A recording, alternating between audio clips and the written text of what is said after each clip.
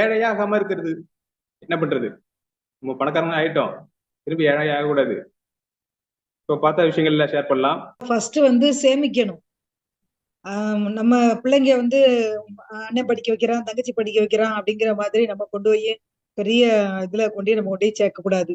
அடுத்து உழைச்ச முதல்லாம் சேர்த்து என்ன பண்ணுவாங்கன்னா, கிராமத்துல போய் ஒரு பெரிய வீடு எல்லாம் உழைச்சதை ஃபுல்லா போட்டு கட்டுவாங்க. ஸோ அந்த மாதிரி மற்றவங்களுக்காக இல்லாம நமக்கு என்ன தேவை அப்படிங்கறத சேமிச்சு வச்சது அதுக்கு பிறகுதான் வச்சதை பார்க்கணும். இதுல இருந்து நான் 3 பாயிண்ட் எடுத்துக்கிறேன். வேலை பார்த்து பெரிய ஆள் ஆக முடியாது, பணக்காரன் ஆக முடியாது. ரெண்டாவது வந்து நமக்கு பணம் வரும்போது அதை வந்து சேவிங்ஸ் பண்ணணும். அதுவும் வந்து ஒரே இடத்துல பண்ணக்கூடாது, நிறைய இடத்துல நம்ம பண்ணணும். மூணாவது வந்து நம்ம சேவிங்ஸ் பண்றது போக எக்ஸ்ட்ராவா இன்னும் எப்படிலாம் பணம் சம்பாதிக்க முடியுமோ அந்த வழிகள் எல்லாமே சம்பாதிக்கணும். நம்ம வந்து ஒன்ஸ் பணக்காரன் ஆயிட்டாக்கா அப்புறம் திரும்ப நான் ஏழை ஆக மாட்டேன் அப்படின்ற ஒரு முடிவு எடுக்கணும்னு சொல்லியிருப்பாங்க. அப்புறம் பணம் இன்வெஸ்ட் பண்ணும்போது வந்து பாத்தீங்கன்னா பெரிய ரிஸ்க் எடுக்கக்கூடாது அப்படின்னு சொல்லுவாங்க. இப்ப சம்பாதிச்ச பணத்தெல்லாம் போயிட்டு ஒரே இடத்துல இன்வெஸ்ட் பண்றது அப்படி வந்து பண்ணக்கூடாது அப்படின்னு. அப்புறம் இன்கம் அதிகமாக அதிகமாக வந்து எக்ஸ்பென்ஸும் அதிகமாகும். ஒரு டிவி இருந்தா இல்ல இன்கம் அதிகமானது ஒரு பெரிய டிவி வாங்கலாம் அப்படின்ற விஷயம் போகும், இல்லை ஒரு நல்ல பைக் வாங்கலாம் அப்படின்னு போகும். இன்கம் அதிகமாகவே எக்ஸ்பென்ஸும் அதிகமாகும். ஆனா அதை பண்ணாம எக்ஸ்பென்ஸ் எல்லாம் குறைக்கணும் அப்படின்ற விஷயம். அப்புறம் நிறைய சேல்ஸ் பண்ணணும்.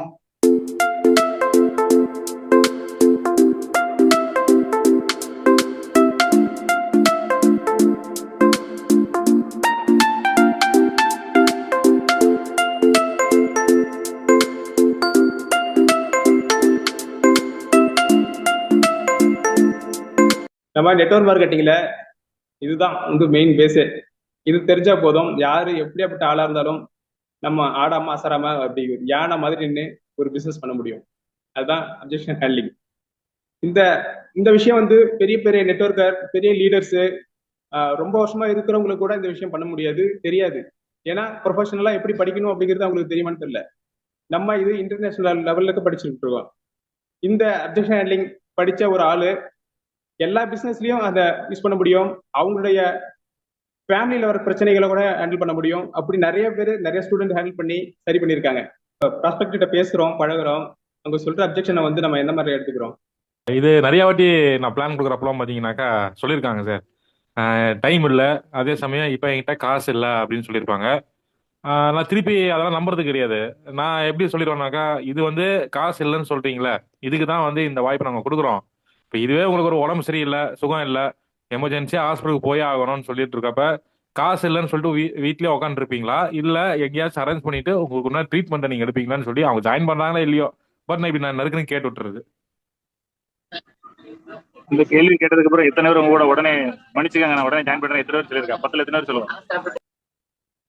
அந்த மாதிரிலாம் யாரும் சொன்னதில்லை சார். பட் அடுத்த கொஸ்டின் அவங்க கிட்ட இருந்து வராது. சரி சரி, இல்ல மேட்டர் அப்படி கிடையாது. அபிஷியலா பேசும்போது நீங்க 10 பேர் சொன்னீங்கன்னா குறைஞ்சது 5 பேர் 6 பேர் நம்ம கூட ஓகே நான் ஜாயின் பண்ணி சொல்லணும். அதுதான் மேட்டர், அதான் நம்ம படிக்க போறோம். ஓகே, நம்ம இங்க படிக்கிறது வந்து அட்வைஸ் பண்ண மாட்டோம், சேல்ஸ் பண்ண மாட்டோம். இது பண்ணாம நம்ம அந்த அப்ஜெக்ஷனை ஹேண்டில் பண்ணுவோம், அவங்க வந்து நம்ம கூட ஜாயின் பண்ணுவாங்க. அதுக்குதான் வந்து இந்த ட்ரைனிங்.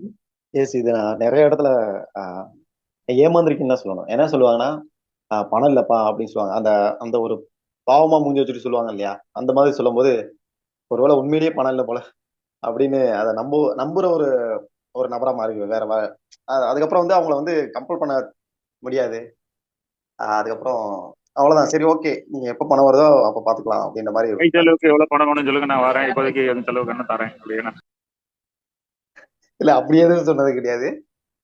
பட் அவங்கள ஃபாலோ பண்ணிக்கிட்டே இருப்போம், அவ்வளவுதான்.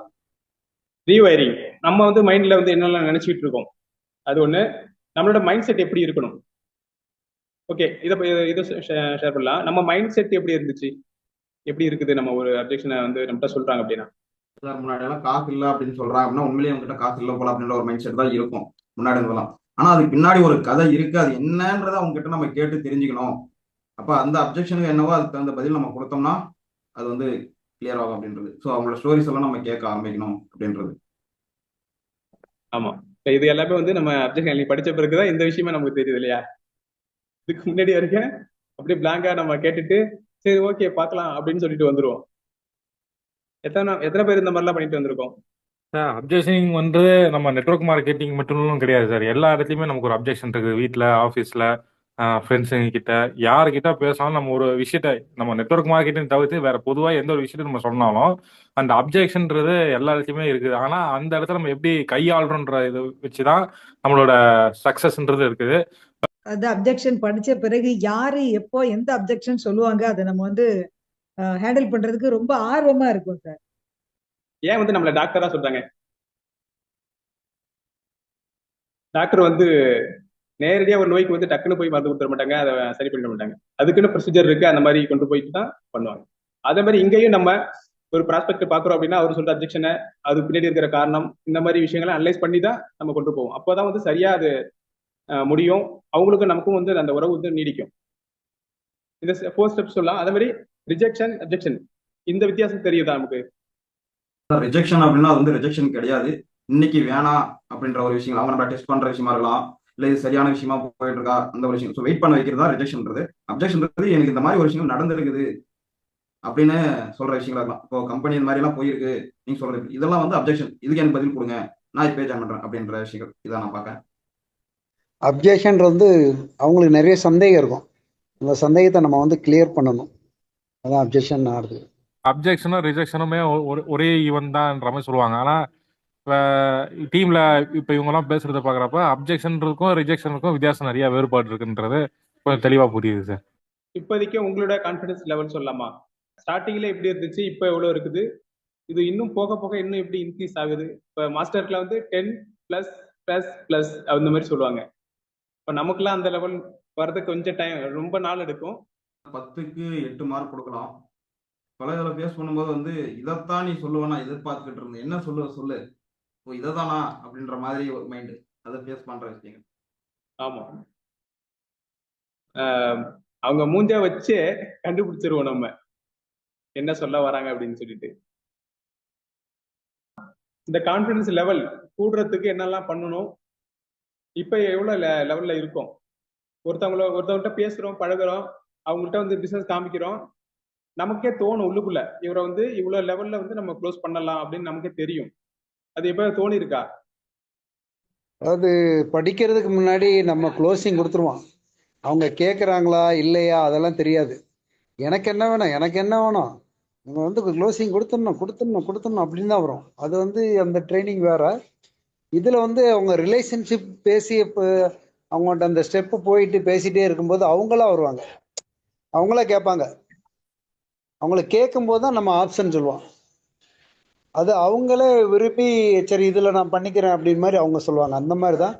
அந்த மாதிரி பேசும்போது ஃபெயிலியர் இல்லை. அப்படி இல்லைன்னா அவங்க பேசுகிறாங்க அப்படின்னு பேசிகிட்டே இருக்கும்போது என்ன க்ளோசிங்கே இருக்காது. க்ளோசிங் பண்ணாமே அவங்கள்ட்ட ரிலேஷன்ஷிப் பண்ணிட்டு அப்படியே போயிடும். ஏன்னா அந்த இடத்துல க்ளோசிங் கொடுக்காம விட்டுருவோம். அந்த மாதிரி 2 ஸ்டெப்பு இருக்குது. தேங்க்யூ. சூப்பர். இந்த இடத்துல நம்ம தான் அந்த அடுத்த ஸ்டெப்பு கொண்டு போகணுமா அப்படின்னு நம்ம தான் முடிவு பண்ணி அதை வச்சிருப்போம். கரெக்டான பாயிண்ட். நம்ம நேர்மையா நெட்வொர்க் மார்க்கெட்டிங் பண்றோமா? யாரையும் ஏமாத்தாம, பொய் சொல்லாம, இந்த தைரியமா, சேல்ஸ் பண்ணாம, அட்வைஸ் பண்ணாம, இப்படிலாம் வந்து பண்றோமா? அது மாதிரி இதோட ஃபியூச்சர் வந்து நமக்கு தெரிஞ்சிருச்சு. அப்படி இருக்கும்போது இதை வந்து ஏன் நம்ம ஒரு ப்ரொஃபஷனலா படிக்காம இன்னும் வந்து மத்தவங்க மாதிரி பண்ணிட்டு இருக்கோம்? அந்த மாதிரி பண்ணாம எப்படி பண்ணலாங்கிறது இந்த லெசன் படிச்சவங்களுக்கு தெரியும். எஸ் சார், கண்டிப்பா. நம்ம வந்து படிக்காம பண்றோம் அப்படிங்கிறது வந்து எம்எம்ஜி வந்ததுக்கு அப்புறம் தான் தெரிஞ்சுக்கிட்டோம். ஆரம்ப ஸ்டேஜ்ல வந்து இந்த விஷயங்கள் தெரியல. கம்பெனி என்ன சொல்லுது, அவங்க கொடுக்குற ட்ரைனிங் அப்படியே போயிட்டு அப்படியே ஒப்பிச்சுட்டு வர்றது, கேட்குறாங்களா இல்லையா, நம்ம கரெக்டா சொல்றோமா இல்லையா, நம்மளுக்கு சொல்ல வருதா ஃபர்ஸ்ட், இந்த மாதிரி நிறைய. ஏன்னா நம்மளுக்கு சம்பாதிக்கணும் கனவு ஆசை எல்லாமே காமிச்சு இதை போய் பண்ணீங்கன்னா இதை செஞ்சீங்கன்னா இது நடந்துரும் அப்படின்னு சொல்லிடுவாங்க. பட் அது எப்போ அவங்க கேட்குற மனநிலையில இருக்காங்க, இல்லை அவங்க ஏன் வேண்டான்றாங்க, இந்த மாதிரியான எல்லா பக்குவங்களும் நம்மளுக்கு வந்து படிச்சாதான் தெரியுது. அதுக்கு படிப்பும் இருக்கணும் அப்படிங்கிற விஷயம் வந்து specially objection and rejection handlings இந்த விஷயங்கள். சார் உண்மையா சொல்லி கொண்டு போறோமானா கண்டிப்பா உண்மையா சொல்லி கொண்டு போறோம், நேர்மையா அப்படின்றது. ஸோ அதோட உண்மையா சொல்றோம்ன்றதா என்னோட தைரியம் திமிரு எல்லாமே வந்து கான்ஃபிடண்டா இருக்கிறது அந்த ஒரு விஷயம் தான். ஸோ உண்மையா சொல்லி கொண்டு போறன்ற விஷயம் தான் நம்மளோட தைரியம் எல்லாமே இருக்குது. நான் அப்படி கொண்டு போயிட்டு இருக்கேன். சூப்பர். நான் வந்து அதான் நேர்மையாக இருக்கிறது. நான் வந்து ஃபர்ஸ்ட்லேருந்து அந்த கேரக்டர் இருக்கு, நேர்மையாக தான் இருப்பேன். அந்த விஷயம் பிஸ்னஸ் பண்ணாலும் சரி எதாக இருந்தாலும் சரி எனக்காக பண்ண மாட்டேன். ஆனால் வந்து அவங்கள்ட்ட எப்படி சொல்லணும்னு தெரியாது. நமக்கு எல்லாமே தெரியும், அந்த விஷயத்தை எப்படி சொல்லி புரிய வைக்கணும் அப்படின்ற விஷயம் தெரியல. அந்த ஒரு ரீசன் தான். நம்ம நேர்மையானாலும் எப்படி நம்புவாங்க? நம்ம பேசக்கூடியது அவங்களுக்கு நம்பிக்கை வர்றக்கூடியது உண்மையான விஷயமா இருக்கும், அவங்களுக்கு நம்பிக்கை இருக்காது. ஏன்னா அவங்க நம்பிக்கை வர மாதிரி நம்மளுக்கு பேச தெரியாது. அந்த விஷயத்தை இதை கற்றுக்கிட்டதுனால தான் இப்போ அதை வந்து பண்ண முடியுது. நெட்வொர்க் மார்க்கெட்டிங் லைஃப் லாங்கா பண்ணணும் அப்படின்ற ஒரு காரணத்துக்காக தான் இதை வந்து படிச்சுக்கணும், தெரிஞ்சுக்கணும், ஏன் நம்ம வந்து ஃபெயிலியர் ஆகிறோம் அப்படின்றது தெரிஞ்சுக்கணும் அப்படின்றதுனால அதுக்காக தான் எம்எம்ஜிக்குள்ளேயே வந்து என்ட்ரி உள்ள வந்தது. அதே மாதிரி வந்து உண்மையிலேயே வந்து உண்மையா பண்ணணும், நேர்மையா பண்ணணும், யாரையும் வந்து நம்ம ஏமாத்தி கொண்டு போக கூடாது அப்படின்ற ஒரு ஒரு இது இருக்கு. பட் இதுல வந்து ஸ்ட்ரகிள் இருக்கு அப்படின்றது வந்து தெரிஞ்சுக்க முடியுது. அதனாலதான் வந்து நம்ம படிக்கணும்ன்றது தெரியுது. நெட்வொர்க் மார்க்கெட்டிங் ஃபர்ஸ்ட் ஸ்டார்டிங்ல வரும்போது இதெல்லாம் ஒரு பொழப்பா அப்படின்னு கேட்கும்போது கொஞ்சம் என்னடா இப்படி சொல்றாங்க, நம்ம ரோட்ல நிக்கிறோம், பீப்புள் பாக்குறோம் அப்படின்னு. ஏன்னா ஒரு நம்ம உள்ள இருந்து ஏசிக்குள்ள இருந்து வேலை செய்யறதுக்கு ரெஸ்பெக்ட் இருக்கு. நெட்வொர்க் மார்க்கெட்டிங் வெளியே போகும்போது இதெல்லாம் ஒரு பொழப்பா, நம்மள ஒரு மாதிரி பேசுவாங்க. ஆனா இந்த எம்எம்ஜி வந்த பின்னாடிதான் நெட்வொர்க் மார்க்கெட்டிங் தான் வந்துட்டு ஒரு நல்ல ஒரு தொழில் அப்படிங்கறத வந்து ஃபர்ஸ்ட் அண்டர்ஸ்டாண்ட் பண்ண முடிஞ்சுது. ஏன் அப்படின்னா கம்பெனி ட்ரைனிங்ல வந்துட்டு என்ன நல்லது கிடைக்குமோ அதை மட்டும்தான் நமக்கு ஃபர்ஸ்ட் சொல்றாங்க. அதை பார்த்துதான் நம்ம உள்ள போறோம். பட் அதுக்குள்ள இருக்கிற நெகட்டிவிட்டி, பீப்புள் எந்த மாதிரி பேசுவாங்க, அது எதுவுமே வந்து நமக்கு தெரியல. அப்ப அந்த இடத்துல கத்துக்கலைங்கிற போது பயந்து பயந்து ஒடியார மாதிரி இருக்குது. ரெக்ரூட் பண்ணும்போது நமக்கு என்ன சொல்லி கொடுத்தாங்களோ அதை வச்சுதான் ரெக்ரூட் பண்ணணும். உண்மையை பேசி ரெக்ரூட் பண்ண முடியல, அப்படியே மூடி மறைச்சுதான் ரெக்ரூட் பண்ற மாதிரி இருந்துச்சு. ஆனா இப்ப எம்எம்ஜி வந்த பின்னாடி தெளிவா நம்ம அவங்களுக்கு புரிய வச்சு ரெக்ரூட் பண்ணலாம். அதுக்கெல்லாம் ஓகேன்னா உள்ள வாங்க, இப்படிதான் இருக்கும். சாய் சொன்ன மாதிரி வந்துட்டு கல்லு முள்ளு கரடு எல்லாமே இருக்கும். இதெல்லாம் தாண்டி நீங்க வர ரெடியா அப்படின்னா வாங்க, நான் சொல்லித்தர ரெடி அப்படிங்கிற மாதிரி பேசணும் அப்படின்னு சொல்லி சொன்னாரு. அது எம்எம்ஜி வந்த பின்னாடிதான் அண்டர்ஸ்டாண்ட் பண்ண முடியும். சூப்பர். இந்த கெத்து, தெனாவிட்டு, தில்லு, இது எல்லாமே அப்ஜெக்ஷன்லி படிக்கும் போதுதான் வரும். சூப்பர். அல்தாப் சொல்லியிருக்காங்க, அவங்களும் இந்த ஜென்யூனிட்டி உண்மையா இருக்கும் போதுதான் இந்த கெத்தா பிசினஸ் பண்ண முடியும் அப்படின்னு சொல்லியிருக்காங்க. சார் நான் வந்து ஃபர்ஸ்ட் எல்லாத்தையுமே வந்து மற்றவங்க என்ன சொல்றாங்களோ, இப்போ நெட்வொர்க் மார்க்கெட்டிங் பொறுத்தளவுக்கு அவங்க என்ன சொல்றாங்களோ அதை அப்படியே 10 பேர் வருவாங்க, 2 பேர் தான் ஜாயின் பண்ணுவாங்க, மீதி 8 பேர் போயிடுவாங்க அப்படின்னு சொல்லுவாங்க. அப்படிதான் நம்ம சரி 10 பேர்த்துல ஒரு 2 பேராவது நமக்கு ஜாயின் பண்ணுவாங்களா அப்படின்னு நினைச்சிட்டு வர்றது. ஆனா அந்த 2 பேருமே கடைசியில ஜாயின் பண்ண மாட்டாங்க. அப்படியே ஜாயின் பண்ணாலும் அவங்க பிசினஸ்ல நிலைச்சு நிக்க மாட்டாங்க. அப்பதான் நம்ம யோசிப்போம், அப்போ நம்ம ஏதோ இந்த இடத்துல வந்து நம்ம தப்பு பண்றோம். அதை கரெக்டா ஒரு மென்டார்ட்ட வந்து நம்ம படிச்சு அதை முழுசா தெரிஞ்சுக்கிட்டோம்னா தான் இவங்க வரவங்கள நம்மளால தக்க வச்சுக்க முடியும் அப்படின்னு முடிவெடுத்து சார்கிட்ட சேர்ந்திருக்கேன். அதுக்கப்புறம் இப்போ என்னன்னா எல்லாத்துக்கிட்டையும் ஃப்ரெண்ட்லியா பேசிக்கிட்டே வரேன். பேசிட்டு வரப்போ அவங்களுக்கும் ஒரு சில பேர் இப்போ அவங்கள இந்த ஃப்ரீ ட்ரைனிங் இது எல்லாமே அனுப்பிச்சிட்டு வரேன், பார்த்துட்டே வராங்க, நல்லா பேசிக்கிட்டே இருக்காங்க. முன்ன மாதிரி இடையில விட்டுட்டு போறது இந்த மாதிரி இதெல்லாம் கிடையாது. சூப்பர். இந்த புரிதல் இருந்தாவே போதும். நம்ம வந்து 2 பேரும் கூட்டிட்டு வர்றது முக்கியம் இல்ல, கடைசி வரைக்கும் அவங்க பிசினஸ் பண்ண வைக்கிறது தான் முக்கியம். அதுக்கு வந்து நம்ம ஒரு நேர்மையா எத்திக்கலா படிக்கிறது, இந்த பண்றதுதான் இது முக்கியம்.